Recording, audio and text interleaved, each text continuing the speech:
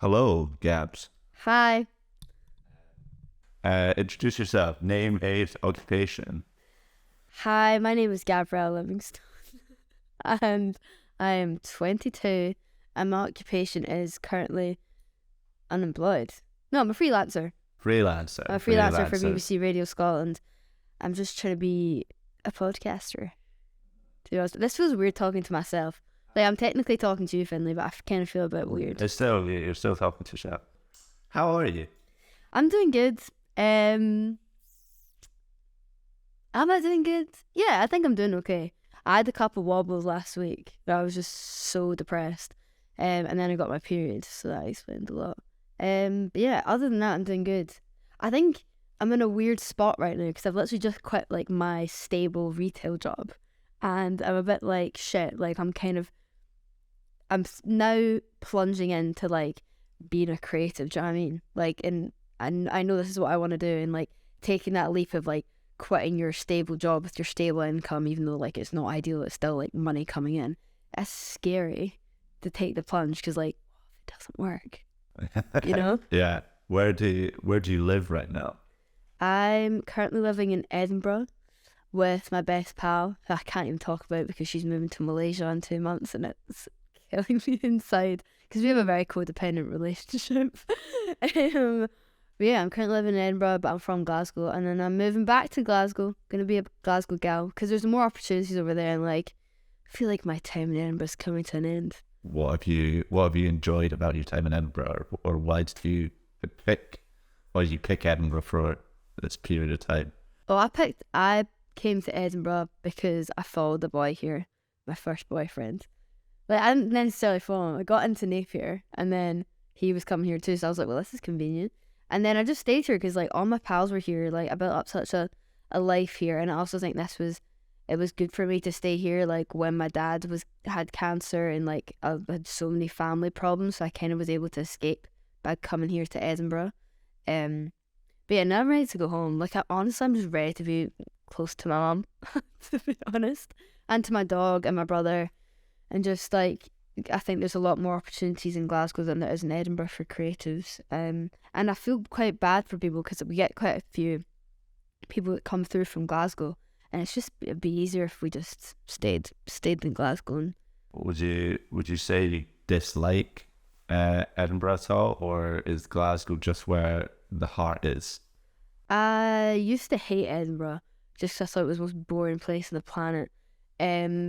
But no, I love Edinburgh. It's always gonna have a special place in my heart. It's just like there's nothing happening. Like nothing new comes up. There's no stuff for creatives. Like I feel like it's a bit stuck. You know, like nothing's really pushing it forward. But yeah, it's also bloody expensive, and Glasgow's just got way more going. You know. What's your favorite thing to do in your free time right now? What's my favourite thing to do? You know what? I've become a nap person these days.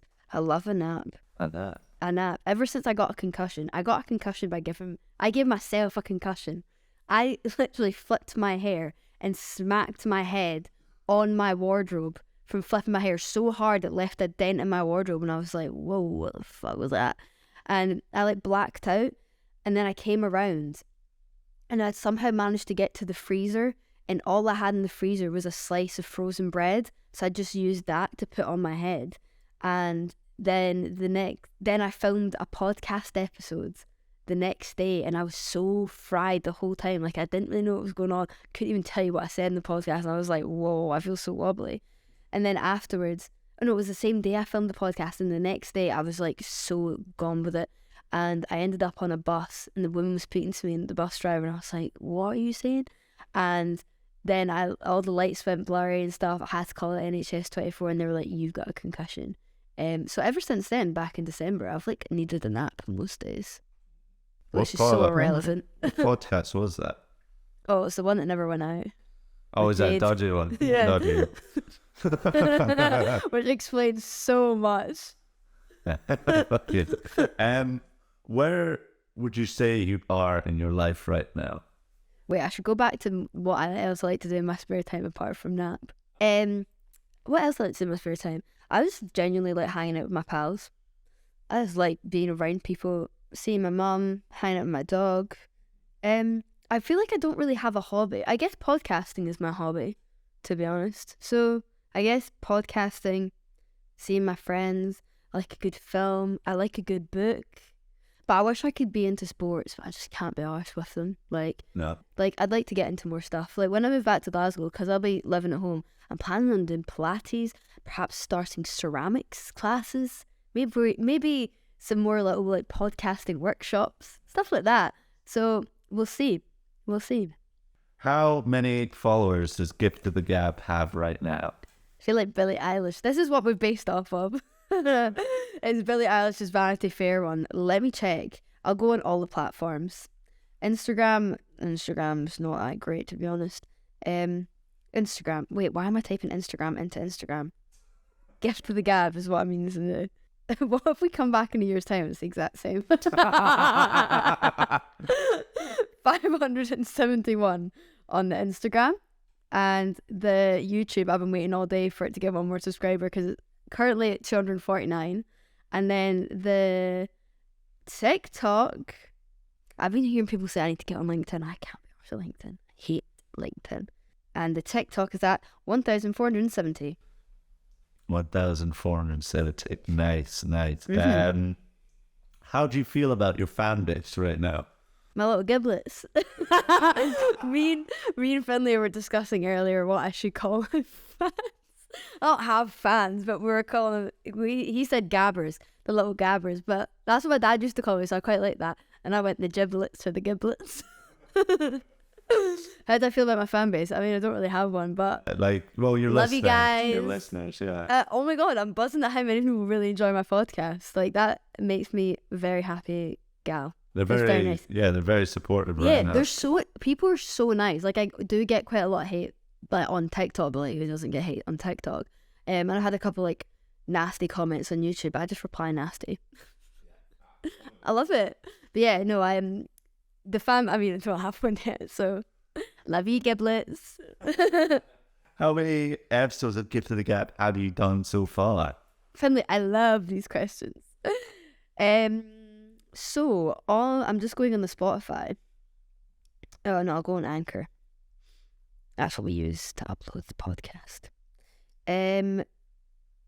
That is episode. We've just put out Emmy Studios, her episode, and that was episode 14. Episode 14, which doesn't feel like a lot, but it is. Yeah. Well, it's the stat you said. What was the stat you said? Yeah, this is crazy. Only development by David. Shout out to you. He told me that only 1% of podcasts make it past the 5th episode, which is insane. Yeah, so absolute madness. I'm gonna double check that in our messages that I've not completely. Yeah, 1% of podcasts make it past episode 5. That's fair. Of that 1%, a further 1% make it past episode 20. There you go. So that's the next milestone. That's crazy. That's really nothing at all. Yeah, how do you feel about that? Does it give you good competition? Does it give you good drive to be better, or do you, or is it just something you're just like, well, we're better than that anyway, so you never thought about it? I think I'm more just like, God, this is a graft, isn't it? Yeah, it's a graft. Which is which I like. You know? What has been the most challenging part about making this podcast just now? It's a very good question. My mental health has probably been the hardest part. Yeah, my mental health is very up and down. Yeah, like I think my imposter syndrome and like the fear of like, I think I've talked about this quite a lot with a lot of our guests, of like this like cringe culture in Scotland of like anyone that does anything different is seen as like a gimp, like being cringe, you know what I mean? So I think that, yeah, just like my mental health and just like, I know you shouldn't care about what other people think, but like, that's like the most shit piece of advice. Like, obviously you're gonna care. But yeah, I'm just like, I think the idea of trying really hard at something and then not succeeding at it. Yeah. You know, just like the worried of like the unknown and like the future. Yeah. What is Gift of the Gab to you at this moment in time? What is it to me in this moment of time? Like what I want to do. Like it's everything I want to do. It's my baby, you know, like I want to nurture it, feed it, look after it, breastfeed it. I'm joking. No. Make it into something even bigger than like I'm not gonna go like it's something bigger than anyone's ever known. I want it to become a platform for raising awareness on like, you know, taboo topics and like starting interesting conversations, giving people the platform to talk about important things. So for me right now, it's like it's an opportunity to like really make a difference. What's something that you want your fans to take, not your fans, but what do you want listeners to take away from the podcast? Well, I think it really depends on what guests I have on, but just more like it's okay to like do your own thing, like, and to put yourself out there like I'm putting myself out there, and to like not be scared of it and to just do it. Like the best thing you can do is just go do what you want to do. Yeah. Apart, like, unless you're harming anyone, like don't go out and like, I don't know, dismember someone, but like, you know, like go out and like do what you want to do. Don't let anyone hold you back. Like I definitely got a lot of a great feeling out of it was when that girl sent us a message after the sport podcast. Do you want to explain that? How do you feel that that happened? Yeah, there was a girl. I've told this story so many times because like I can't get over how much it meant to me. So we did my friend and I did a podcast on women's representation in sports, and honestly one of my favourite podcasts that I filmed still to this day. It was so fun. It was just a laugh, and it was like just a really interesting conversation to have with my pal who plays rugby. And afterwards this girl sent me a lovely message on Instagram and said, by the way, after listening to your podcast episode now, I've went and joined an all women's football team, and she was like, I would have done it without listening to your podcast, and it made me so happy. I was like, this is what I'm wanting to do. Like, this is exactly what I'm wanting people to take away from this, is just to like know that they can just do whatever they want and like not to care what other people think. But yeah, that made me so happy. It was very, very touching, and also she didn't have to tell me. Do you know what I mean? I was like, that's even nicer that she reached out to me. Yeah. What is your favourite episode of Give to the Gab so far? Probably that one. I've really, really enjoyed the women's representation in sport, but I also really enjoyed Emmy's fashion one. That one really had me howling. Like, she was just such a character and like absolutely nuts. Emmy Studio was fantastic. Also, I think every single one has been great in a way, because even when I was speaking we had a girl come on called Arte who was amazing, and she talked about her experience with sexual assault at Edinburgh University. That was a fascinating episode, even though it was really, really, it's also a very upsetting subject. That was a really good one too, the one on grief. But on a more light-hearted note, women's representation in sport, just because I found it so funny. I was doing it with one of my pals, and Emmy Studios episode, yeah. Yeah, well, I was going to say, this might have already answered it, but I was going to say, what was your favourite, but then what was also the most meaningful episode to you? Oh, the one on grief with Charlie. Charlie's episode, like, Charlie is one of the most incredibly articulate and intelligent person I've ever met. Like, he's one of the most, I just can't get over like how amazing he is, and like he's got this like thing about him. Like, I don't really know how to explain it. Like, when he was talking, I was mesmerised by him. Like, he was just so amazing. The way he spoke about grief and his dad and like their relationship and like suicide and everything, he was just fantastic. I think that was the most meaningful one. And also because we both went to school together, and he lived around the corner from me. Like, we both experienced losing a dad, and then he drove me home after. Like, when I mean he lives around the corner from me, like, he literally was like a 3-second walk around the corner from me, and we drove home together. We just chatted the whole way home, like, even more after the podcast. Yeah, after the podcast, like, even more like about everything, and like we just told each other like everything about our lives, and that was just really meaningful. Yeah, that was a nice episode. Yeah. Was that maybe your favourite guest? Or who was your favourite guest? I don't think I have a favourite guest, but one of the guests has now become like one of my really good pals, like Leif Cofield. Like, So I don't really say favourite guest, but like, he's my boy, do you know what I mean? Like, he's my pal, so like, I loved having him on. Yeah, I don't really think I had a favourite guest, just because they're all so different and so like incredible in their own way. Maybe in like 5 years time when I do this again, I'll be like, this fucking arsehole that came on the podcast. Well, who's the next big guest you want to have on this year anyway? This year, so not your ultimate. I don't know. There's so many. Like, I always tell Finlay that I want Amelia from Chicken Shop Dates on this podcast. I love that girl so much. That's your top. But that's probably not going to happen this year. That's definitely the top. Who's the biggest guest I'd like to get on this year? I just thinking of like the big top dogs. Do you know what I mean? Yeah. Like, is it like I don't really want to like sit here and be like, you're mediocre. Like, I don't have you on. Personally, I'd say one that's also very achievable is Paul Black. I'd love to get Paul Black on my podcast, but he's like a big one for me. Like, because I just think he's so funny and he's Scottish. Like, I'm loving like talking to all these like Scottish people. I think it's so interesting. Yeah. How do you feel about the Scottish scene and how Gifted the Gab is playing into that? I don't really think I'm doing anything, to be honest. Like, I feel like we're just here. Like, I don't think we've achieved anything yet. Like, we've just met really cool people. And what would you like to achieve within the next year? I want to put Scotland on the fucking map. I think it's already on the map. But there was actually this girl called Casey, which I'm actually going to read out because she had an interview with... 2 seconds. Right, so there's this DJ producer called Casey from Glasgow, and she did an interview with Basement Yard. So she did a interview with the Basement magazine, and what she said, I loved what she said. I found it on her Instagram. Glasgow's always been known as a DIY city and still very much is, especially when it comes to anything outside of electronic music. We don't get a lot of help from brands like down south, and sometimes it feels like an uphill struggle, but the people around us in the music scene and community keep it all going. Scotland's is on the come up, and it's only a matter of time before we are recognised.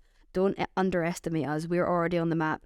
If you need to do it, all you need to do is look. The problem is people outside Scotland don't want to look, but what we're doing is creating something to make them look and take interest. And I love that. And I still think about it to this day. Is that what you want Gifted the Gab to do? Yeah, like, I'm so proud of Scotland, and I just think we've got so much to offer, and we've got so many incredible creatives here, and it's like, look at the country, look at the landscape, like, everything's gorgeous. Like, I just think we don't get enough credit, and there's not enough opportunities here. Well, is there that thought that you want to stop this idea of, if you want to make it, you got to go down to London? Oh my god, 100%. I refuse to go down to London. I'm going to be stubborn. I don't give a shit. I'm not going. I don't care. Even if you owe me, like, if you honestly offer me £1 million, nah. Actually, nah. No. I take it back. I take it back. Nah, I actually wouldn't, just purely because, like, got to support your own. Do you know what I mean? Like, and now, like, I've genuinely said it on here now. Like, in 5 years' time, like, well, I'm in London now. Like, nah, can't be doing that. Is there any significant milestones you want to hit within the next year? Yeah, I'd like to hit I'd like to get a couple more followers on Instagram, to be honest. What's a set milestone? 10k. 10k. I think that's doable. Doable, yeah. Yeah, very I think good. we could get there by December. Right. Yeah, December 2023. What would you like to personally achieve within the next year? As in podcasting wise, or like personal? Personal. Improve my mental health. Mm-hmm. You know, keep going to therapy. Keep showing up for friends. Keep going with the podcast. And like, it's very easy to let yourself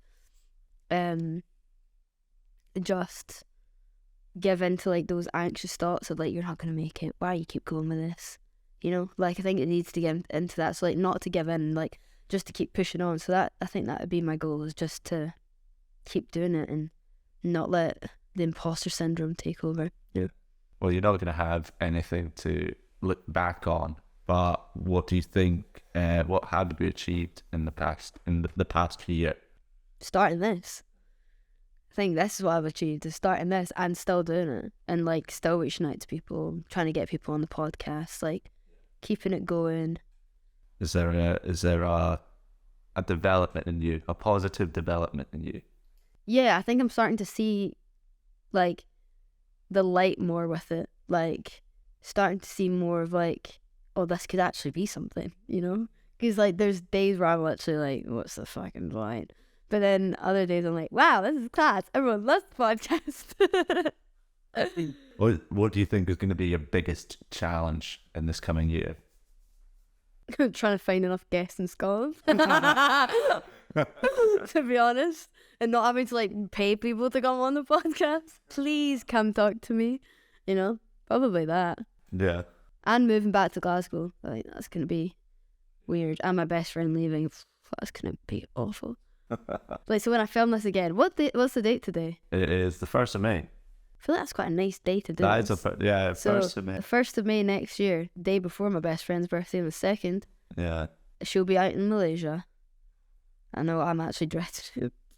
What are 5 things that you like doing in your spare time? what are some things that you tell yourself, tell your past self?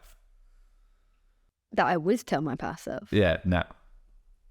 Oh, to keep trotting on and stop worrying about what other people think, and that it will get better, and not to worry so much, and that I'm young and to just chill out, and like you will get there.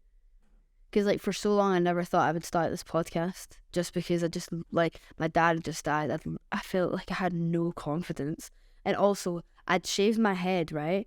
And the grow out process, I've never felt so ugly in my entire life. Like, I did not want to be seen anywhere in public. Like, I literally was like, don't fucking look at me. Like, if anyone shaved their head, they'll know what I'm talking about. Like, I literally looked like an electrocuted rat. Like, it was awful. So I think now that my hair's going out, I'm like, woo! Like, I feel way more confident. But yeah, that just like, I'd also tell myself, don't worry about your hair. To be honest, yeah. Nice. Yeah, well, I think we're pretty much sorted. Is there one last winding off? You better be in the Graham Norton Show in a year's time. A year's Sitting time? next to Stormzy. Nah, maybe 2 years' time. Maybe. I'll give it 2 years. We'll do it 2 years. That's a year. That's a promise you're making. Yeah, or you know who I'd really like to interview? God, I've got so many people I love to interview. Louis Theroux or Stacey Dooley. I love them. I love them so much. Oh, Stacey Dooley. Yeah, she's fantastic. I love her. Yeah, no. But yeah, so either you're interviewing either of them or you're the Graham Norton Show. You've not got a fucking choice. So get working. This will be an interesting. Yeah, no, that's what I've achieved. Nothing. You're not even at 10k on Instagram. Oh, love it. Fair enough. Yeah, well, that was your final statement. A final statement to your listeners. Thank you, my little gabber giblets. Yeah, thank you so much for genuinely liking my podcast, and yeah, thanks for watching. Thank you for continuing to watch, I'd like to say, and just all the support and all the love, and to my Celtic family, hail. You know who you are. I can't be saying that, I'm a Killing fan. I know. Yeah, the Celtic family love me because of Bem's episode, because I talked about Jota and then bought Bem's a football top, so I guess on the hits. Alright. Thank you. Bye. Sick.